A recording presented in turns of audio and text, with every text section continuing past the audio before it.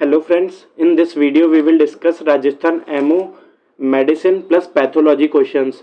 So medicine and pathology questions are mixed questions, so we will take them together only, and I have also covered other subjects also. So medicine pathology is my last video in the series of Rajasthan MO PYQ questions. So you can watch those videos also and you can watch this videos as well. So let's start with the first question.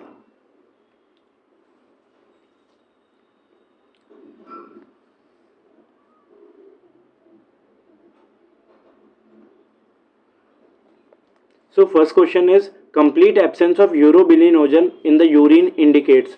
So when there is an absence of urobilinogen, it means the bilirubin is not converted into urobilinogen or the stercobilinogen, which occurs in the intestine.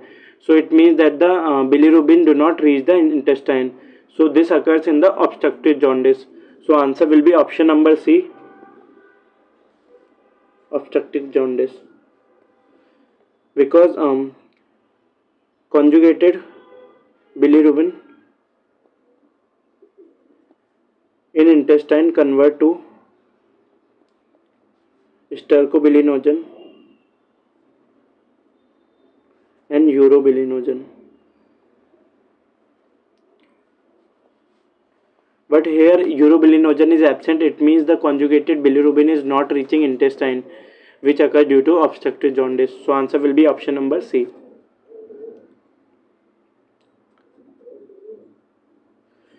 So next question is why loop appearance is a feature of dash glomerular disease. So this is a direct question. Here why loop appearance, why loop lesions is seen in membranous lupus glomerulonephritis. So they are asking about the lupus glomerulonephritis.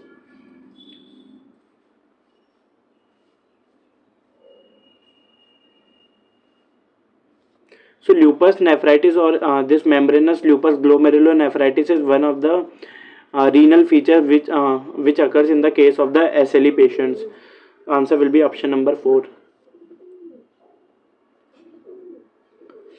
One of the following finding is not seen in the asbestos related disease. So we know that the pleural plaques is present, so this is true. Pleural effusions, yes, this is also true. Centilobar emphysema, no. Pen emphysema or the pen-acinar emphysema will be there, not the centilobar emphysema. And mesothelioma, of course, this is true. So answer will be option number 3. Centilobular emphysema is not seen in the asbestos. Next question is commonest carcinoma in Barrett esophagus is. So they are specifically asking about the Barrett esophagus. So Barrett esophagus generally occur due to the reflux of acid from the stomach, and it will lead to the adenocarcinoma. So most common will be adenocarcinoma for Barrett esophagus. But if we talk about the overall most common carcinoma in esophagus, then it will be squamous cell carcinoma. So adenocarcinoma is mainly present in the lower 1/3 and in upper 2/3. Squamous cell carcinoma is present, which is the most common overall carcinoma of esophagus. Next question is serum sickness is which type of hypersensitivity reaction? So we have already discussed it in microbiology. Serum sickness is a type 3 hypersensitivity reaction. And we have also discussed the other types, type 1, 2, 3 examples in microbiology video. Next question is most characteristic glomerulonephritis in HIV infected patients. So first option is membranous nephritis, no. It is common in hepatitis B, hepatitis C, etc.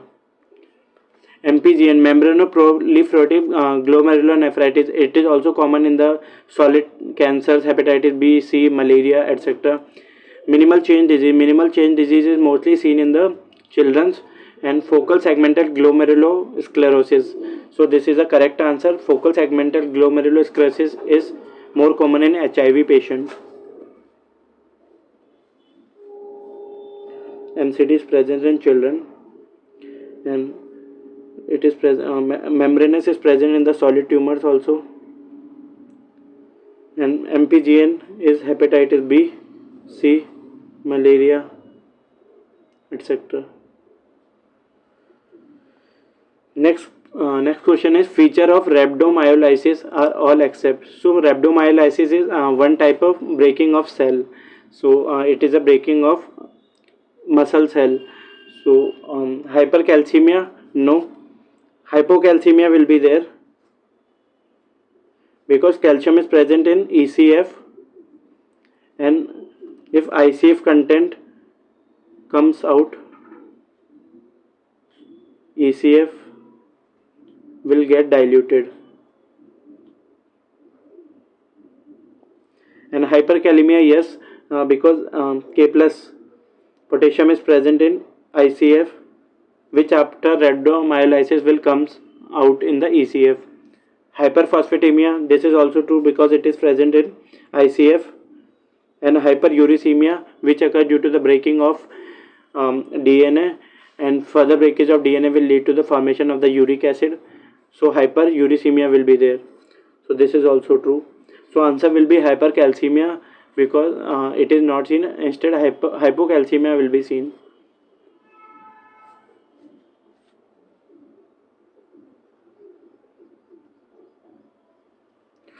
Most common cause of spontaneous subarachnoid hemorrhage. So they are asking spontaneous subarachnoid hemorrhage. So spontaneous subarachnoid hemorrhage is when the sudden subarachnoid hemorrhage occur or the sudden pain occur in the and it occurs mainly due to the rupture of the berry aneurysm, not the trauma. Overall, most common cause of subarachnoid hemorrhage is trauma, but they are asking about the spontaneous, where the cause is not known directly. So their answer will be rupture of the berry aneurysm, and it occurs mostly due to the increase in the BP. So here answer will be option number C, berry aneurysm. So trauma is most common overall cause.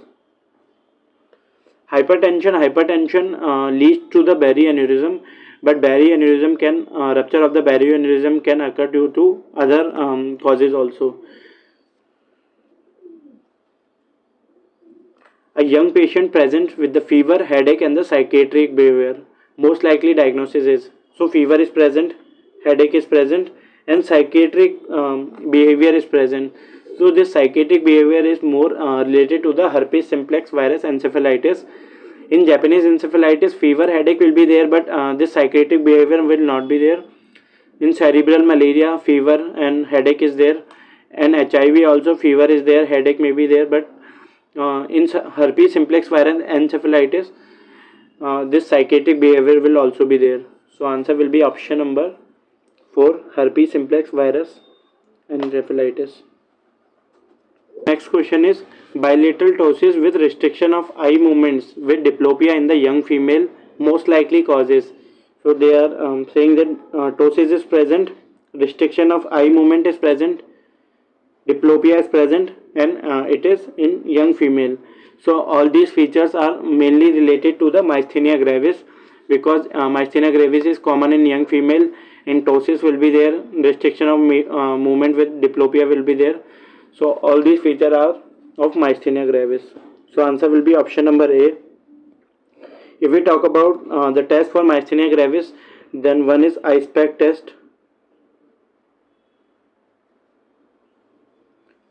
second is adrophonium test, and if we talk about the treatment, then if it is related to the thymoma, then thymectomy and pyridostigmine. In children's, neostigmine.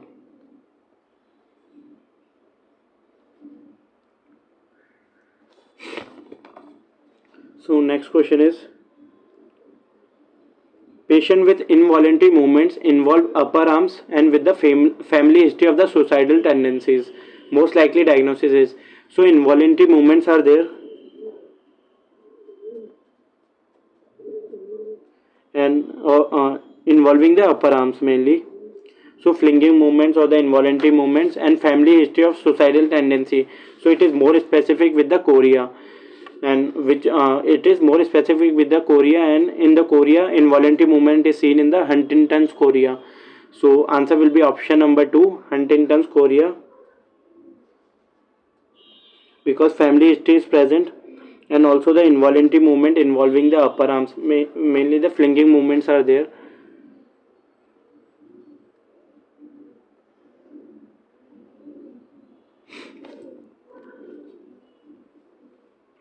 In Parkinson, if we talk about, BTR is present, bradykinesia,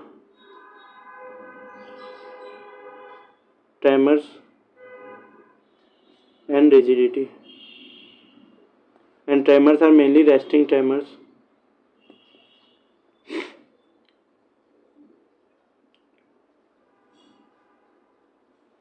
Next question is, mononeuritis multiplex is commonest in. So first answer is first option is rheumatoid arthritis, Winchester, then diabetes, and lead poisoning. So mononeuritis multiplex is most commonly related to the rheumatoid arthritis. Option number A will be the correct answer. So this is a fact-based question because it is one of the characteristic or the one of the association. It has a one of the association with rheumatoid arthritis.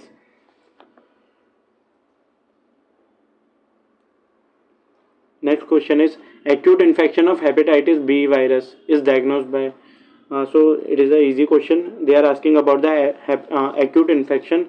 So in acute infection, HBS antigen is present, and IgM HBC antibody is present. And if infectivity is there, then HBE antigen is present. So option 1, IgM antibody HBC, this is true. So option answer will be option number A.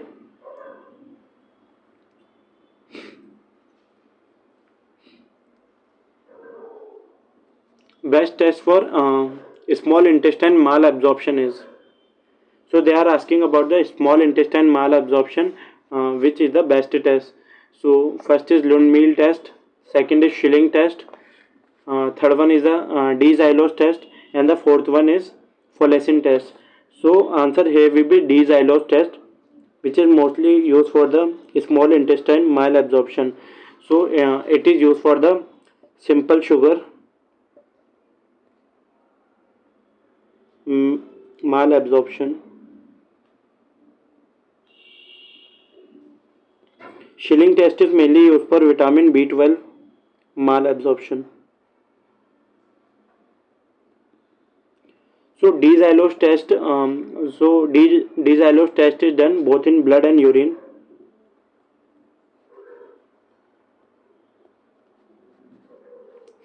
To see whether the proper absorption is present or not.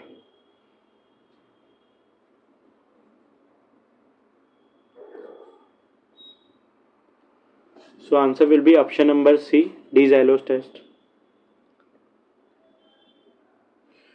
So what is a drug of choice for diabetic diarrhea? First is insulin. So insulin is not mainly used for the diarrhea. It is used for the diabetes but not for the diarrhea. Gliclazide, again it is used for the hyperglycemia in the diabetic patient, not for the diarrhea. Loperamide, of course it can be used, and clonidine, it is a best for, or it is a drug of choice for the diabetic diarrhea, so it can also be used. So both loperamide and clonidine can be used. So best answer or the drug of choice for the diabetic diarrhea is clonidine. Answer will be option number 4. But if clonidine is not present, then loperamide can be given.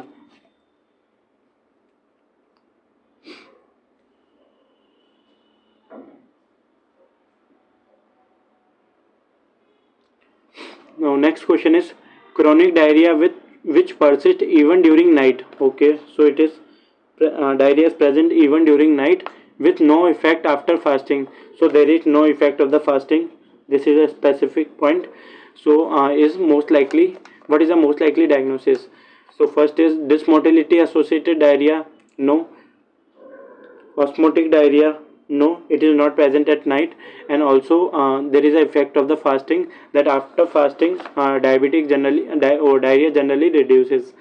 Now the third one is secretory diarrhea. This is true. In secretory diarrhea there is no effect of the fasting. Even after fasting there will be diarrhea. So, and it is also present at night. So answer will be option number C. And fourth one is inflammatory diarrhea. Again it is not true. So answer will be option number 3, secretory diarrhea.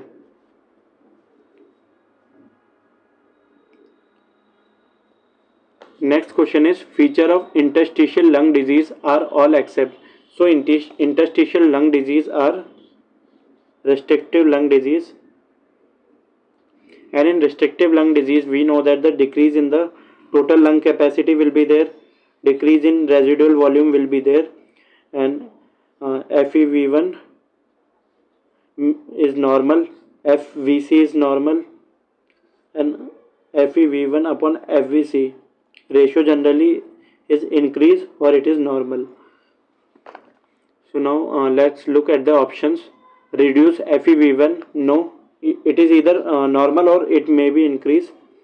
So reduce FEV1 is seen in the obstructive lung disease. Reduce FVC is also seen in the obstructive lung disease, and reduce FEV1 and by FVC is again a feature of obstructive lung disease. So these all are feature of OLD. Reduce total lung capacity, this is true. So total lung capacity, residual volume, both will decrease in the restrictive lung disease. So answer will be option number 4, reduce total lung capacity.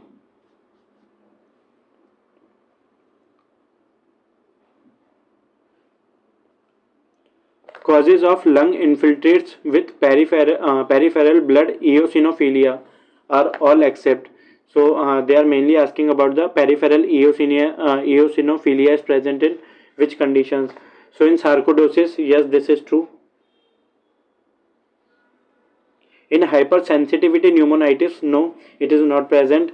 It is a specific feature that eosinophilia is not present in hypersensitive pneumonitis. Churg-Strauss syndrome, of course, this is true. And allergic bronchopulmonary aspergillosis. In allergic bronchopulmonary aspergillosis, this is present. So answer will be option number 2. In hypersensitive pneumonitis, eosinophilia is not present.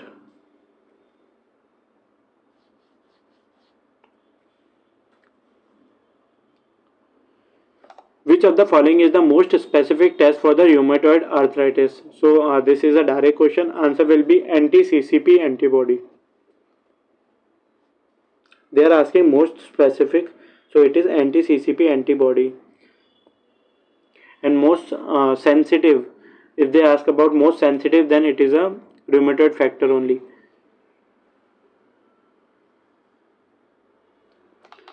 Following are the clinical feature of hypokalemia except. So first one is muscular weakness. This is true. Hypertonia, no. Instead hypotonia will be seen, because we know that in hypokalemia tone decrease, paralytic ileus will occur. So hypertonia is not seen. Arrhythmia, yes.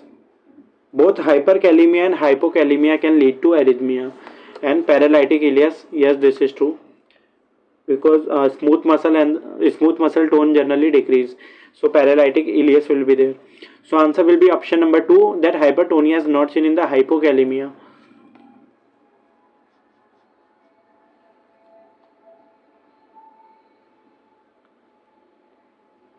In which state or grade of dengue fever circulatory failure is seen?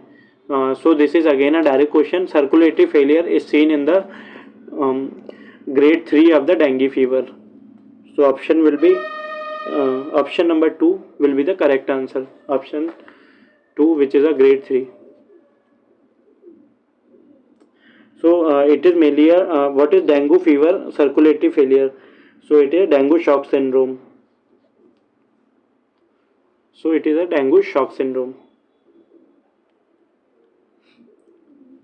Now next question is algid malaria is characterized by. So what is algid malaria? So algid malaria is the complication which occur in less than 1% of the patients of malaria, and in algid malaria there will be a circulatory shock. So it is characterized by the circulatory shock.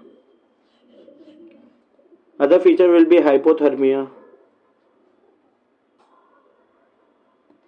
And algid malaria is complication of malaria in 0.37% patients.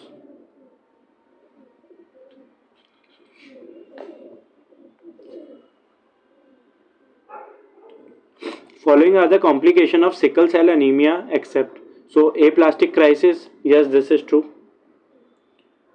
Priapism, this is again true. Cerebrovascular accident, yes, this can occur due to vaso-occlusive crisis. And hypersplenism, this is false because we know that in sickle cell anemia autosplenectomy is seen.